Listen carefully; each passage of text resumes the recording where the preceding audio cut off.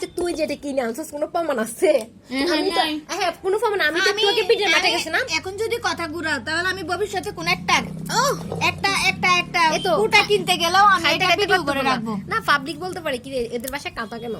আরে বেচারি রে, থাক আমার গরিব। আমাদের বাসায় ইস্যু করার মানুষের অভাব নাই, এই জন্য বেডশিট উঠায় কাঁথা রাখছে। এটা হিসু করে আই খেলি না তাহলে তো আমার বোনজি ছোট না, আমার বোনজি বড় না হয়ে না, গেছে। মানে আমার বয়ফ্রেন্ড ইস্যু করে না।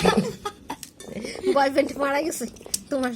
যাই হোক খাইতে কিন্তু অনেক মজা হবে না। কাটা কাটা এই কাঁটাগুলো কি শক্ত না?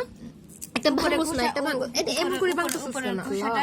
তোর হাত নষ্ট হয়ে গেছে না তোর? উপরে খোসাটা ইয়া একেবারে মানে নাকে গেছে ওটা। দেখছস আমি কষ্ট করে করছি নি, ওকে একটা যে মজা নারকেল গাছের মতন, নারকেল গাছের মাটি যেরকম সেম এরকম মজা লাগতেছে। একটু একটু গন্ধ গন্ধ লাগতেছে না? ও পানি ভিতরে থাকো তো মেবি না? হ্যাঁ হুম